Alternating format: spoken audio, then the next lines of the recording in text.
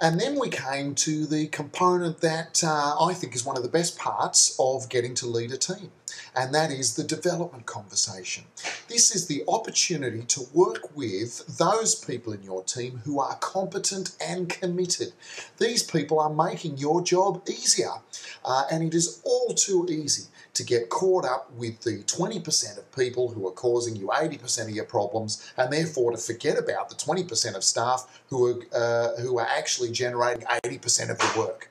So here is an opportunity to make sure that we spend time with these people.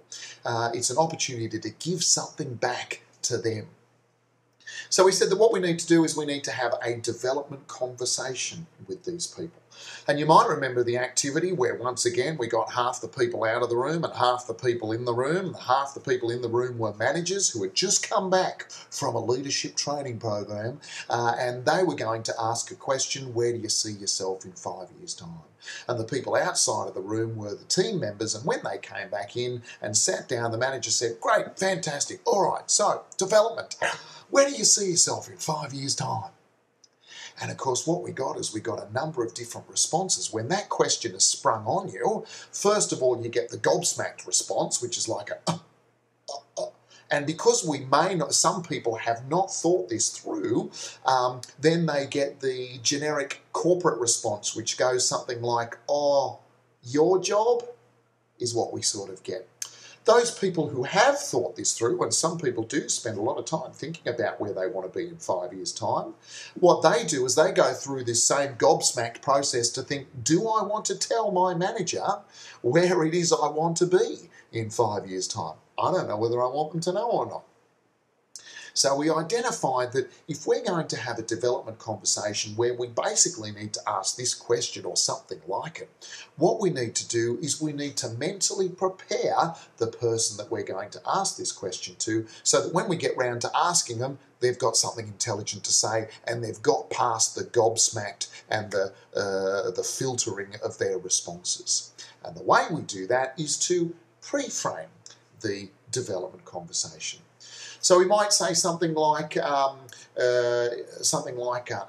just wanted to say that you are one of my best performers, without a doubt. You're competent, you're committed, you're making my job a hell of a lot easier, that's for sure. So I want to say thank you in a way that is meaningful to you.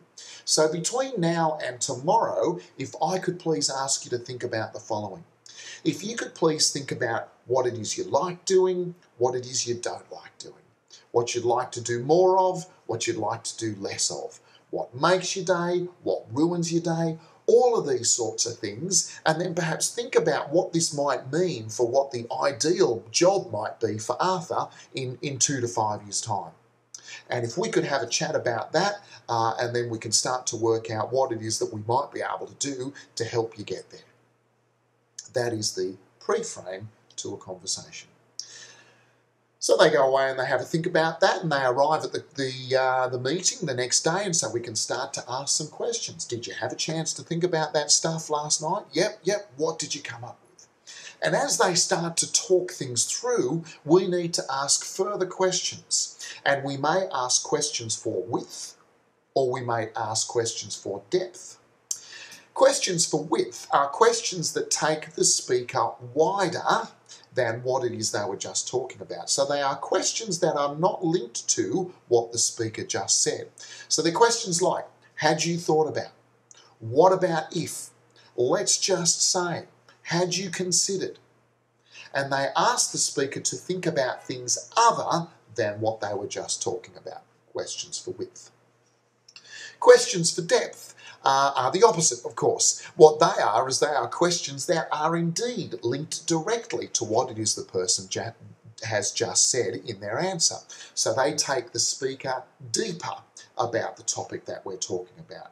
So they're questions like, when you say this, do you mean that or do you mean this? Tell me more about that. Or what is it about that that interests you? How exactly had you come to that conclusion? These sorts of questions are questions for depth.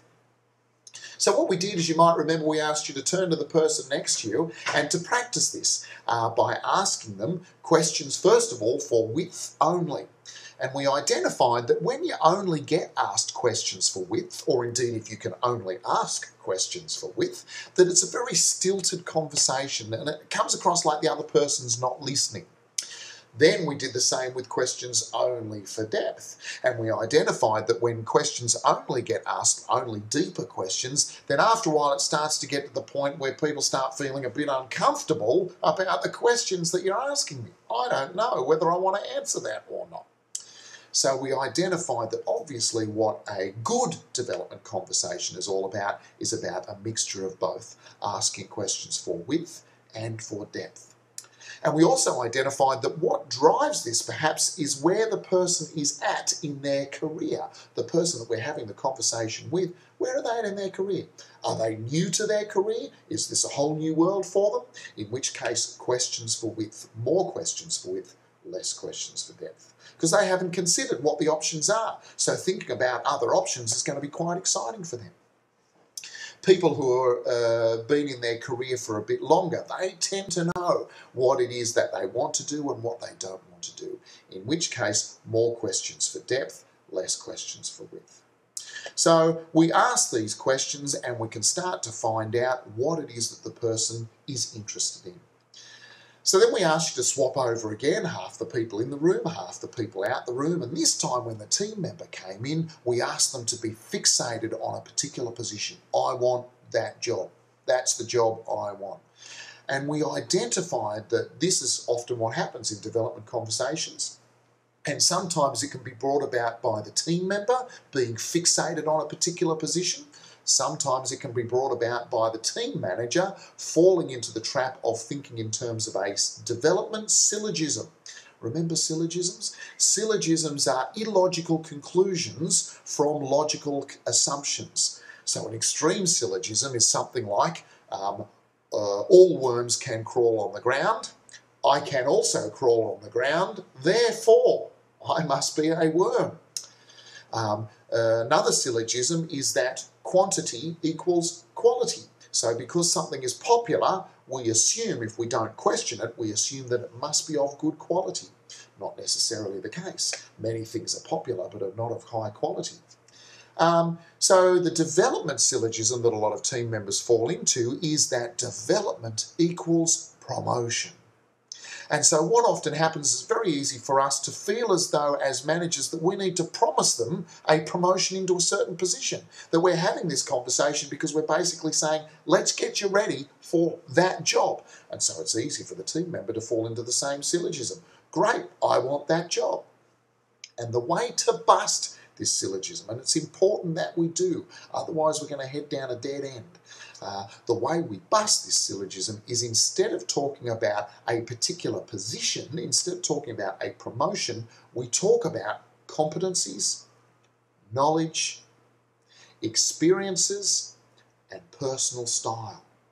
So if a person says that they want a particular position, then we need to ask questions around, okay, what competencies are required for that particular position? And as we answer this question, we start to build a list of the competencies that are required for that particular position. Then we do the same with knowledge. What organisational, what industrial, what economic knowledge is required in order to carry out that position? And we build a list of that as well. Experiences. What experiences is someone in that position going to deal with on a day-to-day basis? We build a list of those. And what could we say about this personal style of the person most likely to succeed in that role? So again, we build a list of that person's personal style.